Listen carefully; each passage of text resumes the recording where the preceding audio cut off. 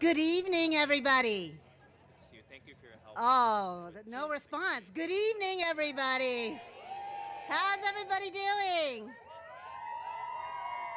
My name is Emily Murase. I'm Executive Director of the San Francisco Department on the Status of Women, and welcome to the launch of the 2013 Domestic Violence Awareness Month. I am so pleased to be here, joined by so many city leaders.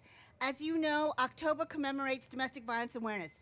In just a few minutes, Mayor Lee is going to share with you some stunning news about San Francisco's efforts to end domestic violence.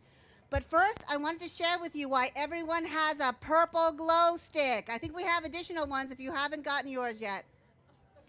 As you know, purple is the color representing domestic violence awareness, and soon we will be lighting up City Hall in purple for the first time ever. An idea brought to us by our department policy director, Manoush Kandel. Where's Manoush? But why the color purple? According to a French color historian, beginning in about 1500 BC, the citizens of ancient Phoenicia, present-day Lebanon, discovered a remarkable new source of what is now called imperial purple, a sea snail called the spiny dye murex, which produced a juice that had remarkable properties. In the sunlight, the juice turned white, then yellow-green, then violet, and then a red, which turned darker and darker. The process had to be stopped exactly the right time to obtain the desired color.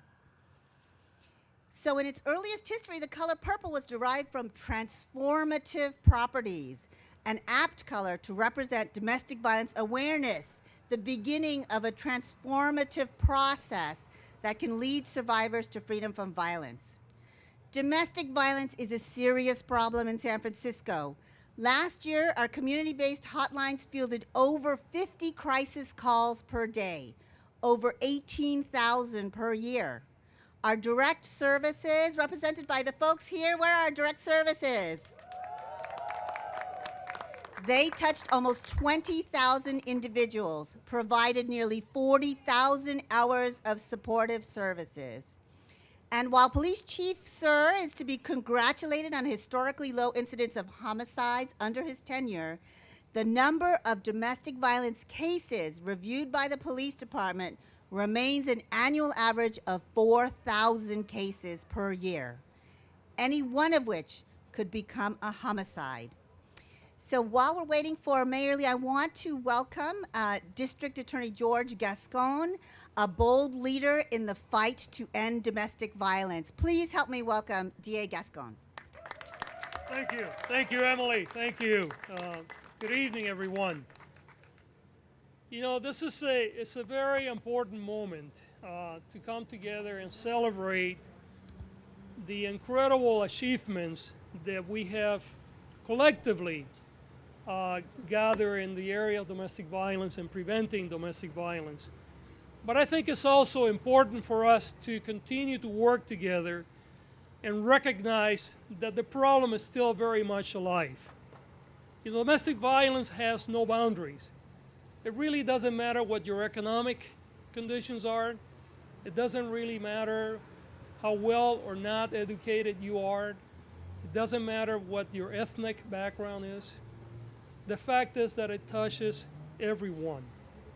Countless women in our society have lost their life as a result of domestic violence. So I'm very proud of being here today, but I think here are some sobering statistics. In the United States, women under the age of 50 are more likely to die from domestic violence than from any other cause. 22% of women across this nation report being the victim of domestic violence. We can walk any town in this country today, and 1 out of 3 homes will have some form of domestic violence being visited upon. So while we have made tremendous progress in reducing domestic violence, and certainly my office has worked very hard with many of you to continue this road, I think it's important to also stop and recognize that our work is not done. I want to also make several announcements. I'm very pleased to say that this year, with the assistance of the Commission on the Status of Women, we were able to get a grant to build upon the work that we have done in domestic violence here, to continue to improve the quality of work, especially with more vulnerable victims, people that do not speak English well, members of the LGBT community. And I think also, I want to thank the mayor and the Board of Supervisors, and I want to thank the domestic violence community for coming together this year to ensure that our office was staffed properly in order to be able to continue the work that we have done in the area of domestic violence. Today, for the first time in our history, we have a standalone unit dealing with domestic violence that is completely self-contained. We have our own victim advocates, we have our paralegals, we have our investigators, and we have our lawyers all working together. And in fact, the man heading that unit, Marshall Klein, is here with us, and he is incredibly committed to the day when we could all be able to come together and say we no longer have domestic violence in our community. So today, let's celebrate all the wonderful work that has been done, but let's not forget that there's still a lot of work that needs to be done. There are still too many women and young girls that are suffering silently, that they're afraid to come forward, and so long as there is a victim out there, we're all being victimized as a community. Thank you so much. Thank you. Absolutely. Thank you so much, District Attorney. We are so fortunate to have our leader, Mayor Lee, whose commitment to ending domestic violence is deep and steadfast. He holds himself and other public servants to the highest standards of behavior towards the public and towards their family members. He has emphasized there is no room for domestic violence in San Francisco. And he has put his money where his mouth is. With the support of the Board of Supervisors, the mayor signed a budget that added an additional $1 million to the existing $3 million investment in services to counter violence against women. San Francisco now invests $4.2 million in shelters, hotlines, and social services for women survivors of violence and their families. Please join me in welcoming Mayor Ed Lee.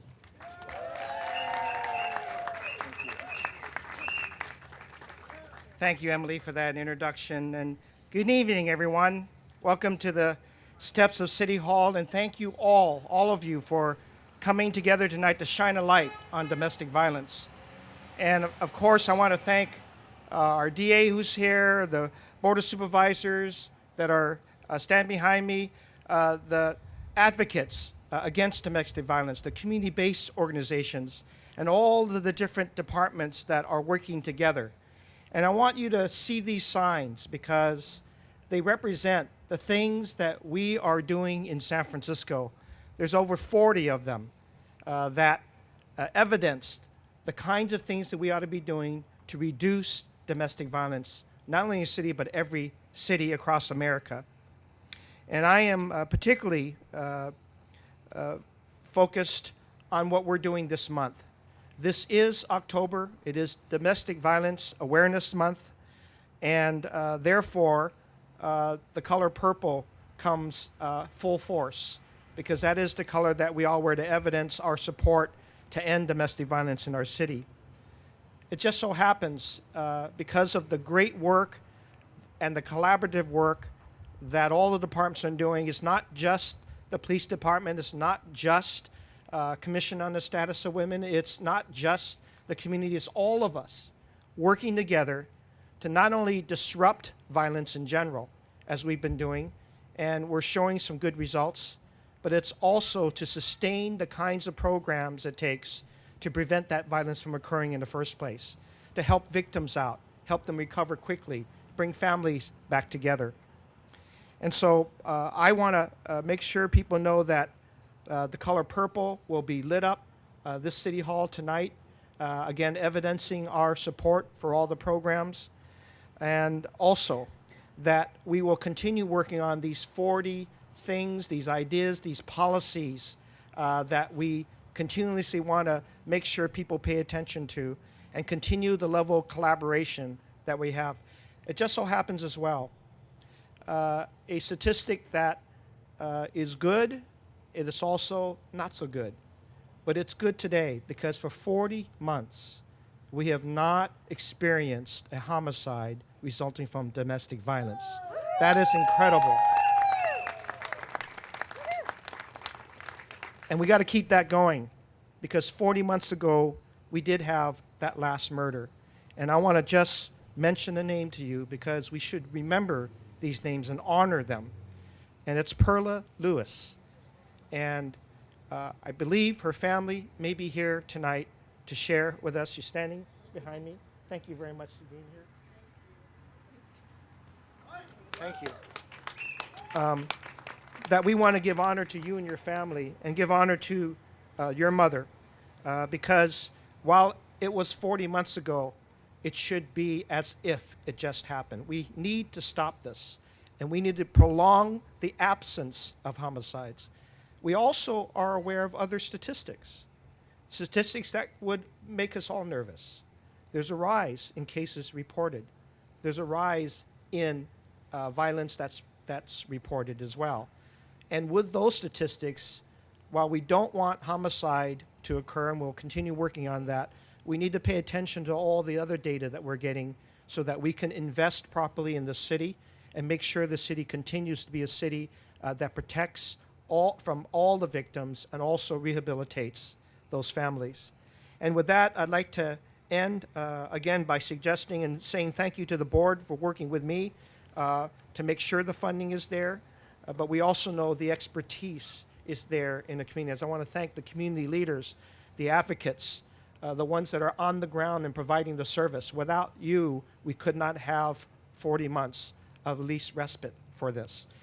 And somebody that I feel has been a great leader in domestic violence awareness, and somebody that has continuously joined us in every occasion, but also works on the ground every single day to provide her with the official proclamation of Domestic Violence Awareness Month. I give this to Marilee Mandahar. Thank you very much for your leadership.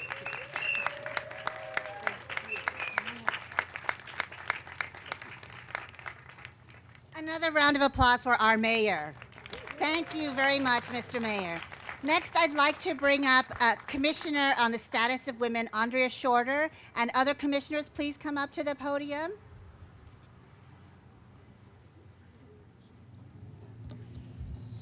Good evening, San Francisco team against domestic violence. Yes, that is all of us. As the mayor said, it takes us all. My name is Andrea Shorter, and I serve as the chair of the Justice and Courage Oversight Panel on Domestic Violence Policy Reform, a subcommittee of the Commission on the Status of Women. I'm joined today by my fellow commissioners on the Status of Women, President Nancy Kirshner Rodriguez, right here to my left, and two of our newer but very able and very distinguished members, Commissioner Mary Jung and Commissioner Amy Ackerman. So we're very pleased that they are joining this legacy of the Commission on the Status of Women. The Commission on the Status of Women, the Department of the Status of Women, we are here to share with you again the good news. It took us 40 years to get to this 40 months where we have no domestic violence homicide in San Francisco. It's because we put certain policies and systems in place. It did not happen by accident or coincidence or by happenstance. Certain policies and systems in place for domestic violence survivors. These 40 reforms, as the mayor had mentioned, are reflected on the signs that people are holding. Make sure that you hold those signs out towards our community so that folks can see what we are up to make sure that these policies are enacted. Many of these reforms come from the Justice and Courage Oversight Panel, which was created in 2002 after the year 2000 murder of Claire Joyce Timpango to improve San Francisco's response to domestic violence. Serving on the Justice and Courage Oversight Panel are Dr. Antonio Ramirez, right here. Please give him applause. He is one of our most valued leaders in this fight and runs the Batterers Intervention Program. Beverly Upton, the Executive Director of the Domestic Violence Consortium, a giant champion in this quest. Dion Roberts, the Executive Director of Mary Elizabeth Inn. I don't know if Dion is with us today, but let's make sure that we give her the applause that is due her as well. And also one of our community leaders and stalwart activist on the issue of domestic violence, Ms. Jamel Perkins. Is she here today? But she deserves her applause. And then certainly another towering figure and leader, Kathy Black, is the executive director of La Casa de las Madres, one of our most cherished institutes fighting domestic violence and providing services over many, many years. And then last but not least, our friend and fellow advocate, Ken Tyson from the Bay Area Legal Aid. Ken, are you here? Even if Ken is not here, let's make sure that he has his applause. It is an incredible group of people that work to serve San Francisco, volunteering on this committee. The Oversight Panel conducted a safety audit in 2007 that revealed serious gaps in lethality assessments and language access. Among our 40 reforms, as demonstrated here today, are several efforts to close those gaps. For example, San Francisco has trained police officers, probation officers, and just this year, judges in assessing lethality. For limited English-speaking and immigrant survivors who are particularly vulnerable when their partners abuse them, we have one, expanded domestic violence services to immigrant communities. 2, trained bilingual first responders in the vocabulary of domestic violence. And 3, provided telephone interpretation in smartphones with translation software to police officers. And we're sure we'll hear a little bit about that from our famous chief, Greg Sir, who is a true partner in these efforts. We recognize the domestic violence survivors need many different options, and some do not feel comfortable using our criminal justice system. So we have funded a vibrant, diverse network of community agencies, again, who are celebrated here with us today, that we partner with in serving abuse survivors and their families and their children. We are ensuring accountability for domestic violence offenders by strictly auditing the batterers programs that they attend. Finally, we have mobilized and spoken out. We have been noisy. Be noisy with me now. And persistent, and we will continue to do so until we can end not just homicides, but end all domestic violence in our city. Thank you for being here today. Thank you very much, Vice President Shorter. Next, we will hear from a critical partner in our efforts, Police Chief Greg Suhr. Thank you, Dr. Marassi. As many speakers have already mentioned, and I'm going to knock wood, when I hear the names of Claire Joyce Timpango or Perla Lewis, it sends a chill to the core of any police officer, because those are the ones that you remember like they were yesterday. It's great to talk about that it's been 40 months, and it has been 40 months, but until we're talking about 41, 60, 80, never, it's not going to be good enough for the San Francisco Police Department. The police department's implemented several important reforms to improve how we handle domestic violence cases, including some of the ones that have already been mentioned, providing lethality assessment training for officers, increasing our department's ability to respond to limited English-speaking victims by accessing language line translation service, providing officers with handheld devices that every single San Francisco police officer will have by the end of the year. Will have a smartphone with Google Translation services in many, many, many languages. So short of having all those officers be multilingual, these phones will make them just that, and they'll be on them every minute of every day. It is so critical for all survivors to report. Police officers will make an arrest 100% of the time. 100% of those cases will be presented to the district attorney for prosecution. And George, I know that's a lot of cases, but he'd have it no other way. It is so important. This is a sanctuary city. It is a city of refuge.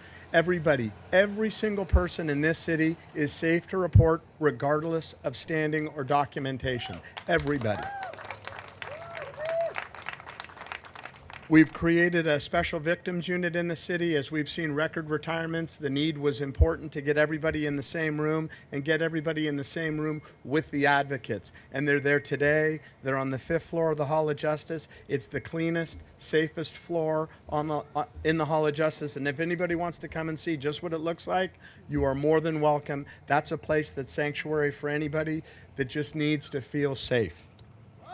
Also, our crime data warehouse has 30 years of information, so reoffenders are not safe from us discovering that fact, and they would be prosecuted to the fullest extent. And even though we've talked a little bit about smartphones being the cutting edge technology, I have to acknowledge Commissioner Susie Loftus, who is one of our police commissioners, and she noticed that a couple of our newer police cars are lacking the bumper stickers that they should all have. That demonstrates the priority. It's the only bumper sticker that's on a police car, and I'll leave some here for everybody else. There is no excuse for domestic violence.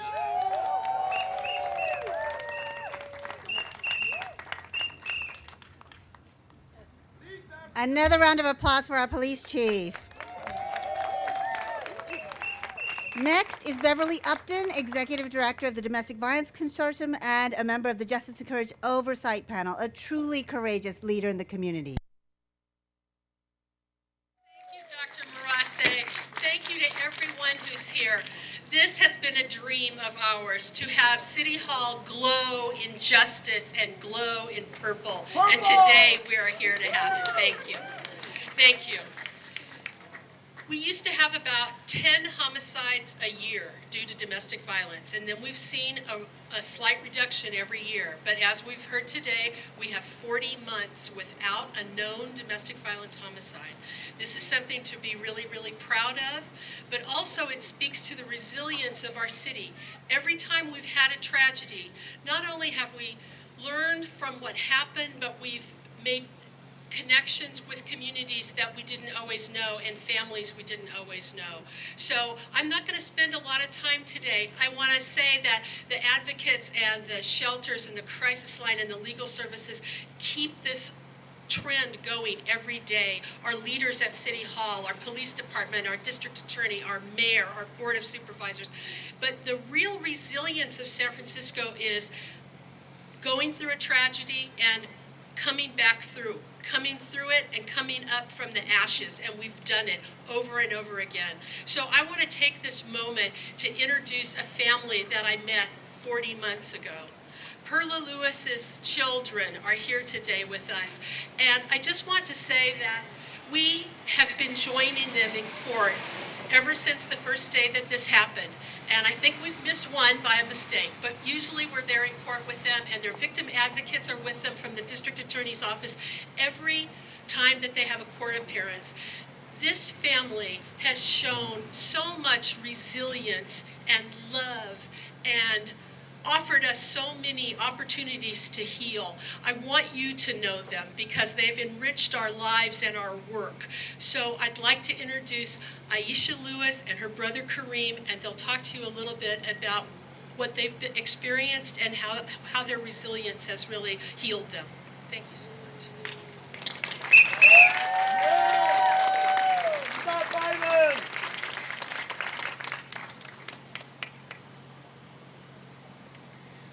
Good evening. First of all, I want to thank Beverly and Manoush for inviting us out tonight for this event. I don't take it lightly to be able to get in front and actually discuss domestic violence and Domestic Violence Awareness Month, so I really appreciate the opportunity. Why I am here. I too want to shine the light on domestic violence this evening. I want to shine the light on women and men who struggle with low self-esteem, dealing with controlling partners, and emotional, financial, physical, and sexual abuse daily. For people who just want to be loved. Love is patient. Love is kind. It does not envy. It does not boast. It is not proud. It does not dishonor others. It is not self-seeking. It is not easily angered. It keeps no record of wrongs. Love does not delight in evil, but rejoices with the truth. It always protects, always trusts, always hopes, always perseveres. That's true love. I want to shine the light for all of the children who live in the homes and witness the abuse firsthand, who go to bed at night and have nightmares. They have no idea how to process their anger. For our daughters and our sons to understand love should not hurt. Also for our sons who are twice as likely to abuse their own partners and children in their adult life. It is not okay to put your hands on a man, woman, or a child and cover it up with the word love. I want to shine the light on all of the churches, organizations, social workers, advocates, and officials supporting women and men who have stepped out of these toxic relationships. There is so much support for you. You do not have to stay there, and you don't have to do this alone. As a matter of fact, I beg you today to get out now, because tomorrow may be too late. Tomorrow never came for my mom. I especially want to shine the light for all of the women and the men who have been senselessly taken from our families at the hands of someone who claimed to love them.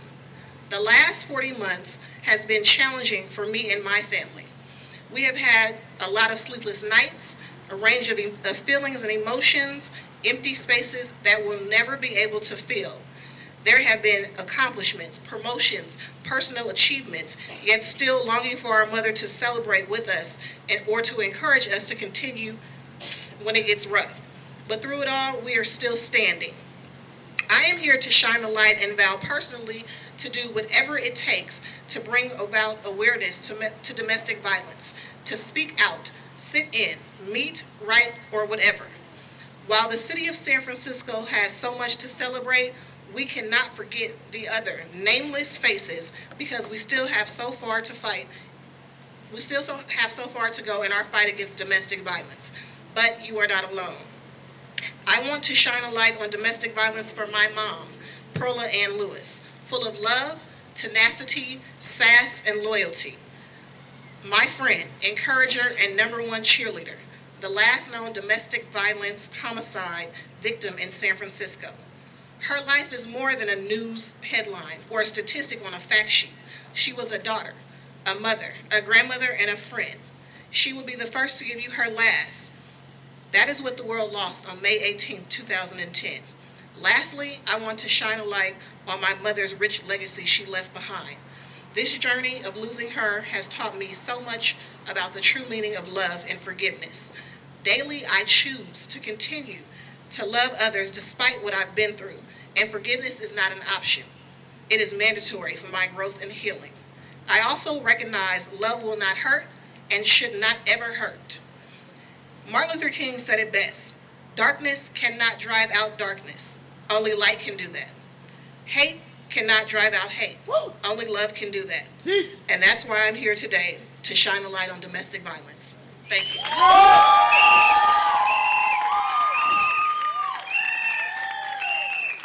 round of applause for Aisha. Thank you so much for those moving words. Next is Board of Supervisors President David Chu, who has championed domestic violence issues since before his time on the board, and as board president has led the effort to expand resources to service providers. And I'd like to ask the other members of the board to please join him at the podium. We don't Thank you. It's wonderful to be here with my colleagues, Supervisor Tang and Cohen. And I had some prepared statements, but I just have to say, after hearing what Ms. Lewis just said, any one of us who have ever walked into a church, we've heard the words of 1 Corinthians. Love is patient, love is kind. But I've never heard those words uttered in the context that we're hearing it today. And I just want to say to the Lewises, none of us here will be able to replace your mother. But all of us are going to remember. And we're going to do everything we can to make sure that this tragedy never happens again here in San Francisco. I want to thank all of you for being part of our community of San Francisco.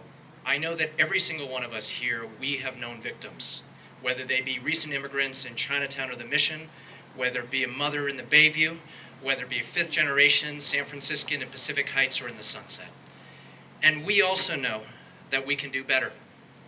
Last year was a tough year, but we keep on moving. I want to thank my colleagues here and the rest of my colleagues at the Board of Supervisors for moving forward a mid-year supplemental to make sure that we finally have a domestic violence advocate and analyst here in our city government, to make sure that our district attorney's office has the staffing that they need, to make sure that our nonprofit organizations have the culturally competent services that we need.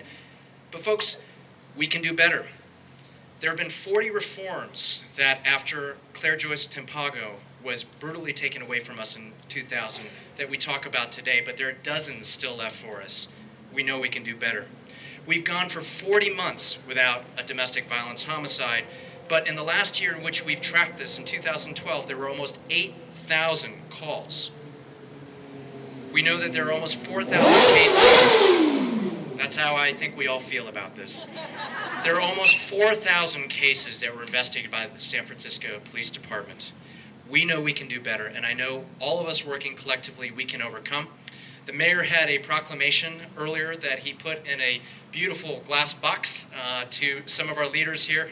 We have less budget at the Board of Supervisors, but I have a proclamation signed by the City and County of San Francisco by our Board of Supervisors proclaiming this month to be Domestic Violence Awareness Month. And I'd like to ask a woman who really represents all of you who are fighting in the communities, all of you who are advocates, all of you who are survivors. Beverly Upton, could you please join me and accept this on behalf of the board?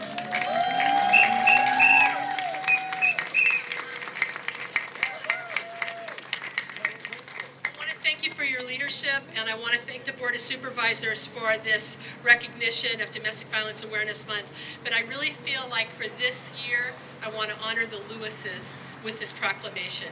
Domestic Violence Awareness Month is extra special because you are here with us today, so please accept this.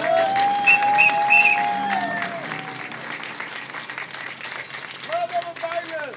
Marriage is over violence! All right, everyone, look up. Look up. City Hall is purple. Time to break your glow sticks. So we will close tonight with a beautiful song. But before that, I just wanted to thank my colleagues from the police department, from the district attorney's office, juvenile probation department, adult probation, district attorney, sheriff's office. This whole city family is represented among some of the folks here. We have folks from the American Association of University Women, from House Leader Nancy Pelosi's office, Alice B. Toklas Democratic Club, Democratic Women in Action. The Family Violence Council is here in the house as well. Let's give everybody a big round of applause. And of course, we thank our direct service providers, the people who work every day on these issues, who are holding up the hot signs. Please give them a big round of applause. So to close tonight's program, we'll hear the beautiful voice of Napata Mero of the Glide Memorial Church Choir, who has performed in Paris, in Tokyo, and has opened for Elton John and Earth, Wind, and Fire. Please welcome Napata Mero.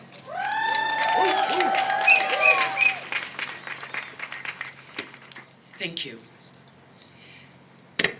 The song I'd like to sing is going out to all of those of you who are here in support of this organization and those of you who are still quietly and secretly experiencing abusive relationships, besides the 32 programs that the community has here in San Francisco for such abuse, I'd like for you to know that there is somebody bigger than you and I. Who made the mountain? Who made the trees? Tell me who made the river that flows to the sea, and who hung the moon in the starry sky. It's somebody bigger than you and I, who made the flowers up and bloom in the spring. Tell me who writes the songs for the robins to sing, and who sends the rain when the earth is dry. It's somebody bigger than you and I. He lights the way when the road is dark, keeps me company. Woo! With love to guide you, he'll walk right beside you, just as he's done right here with me.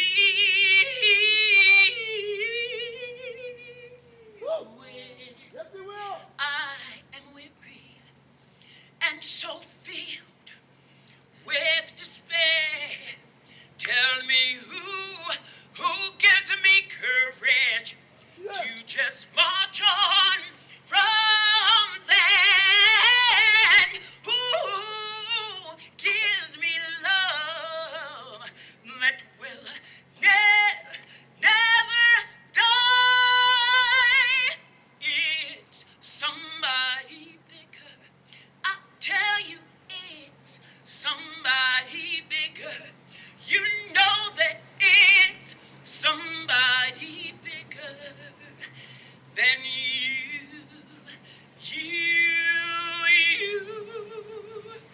and I.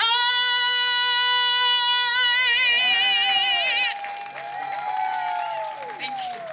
God bless you all.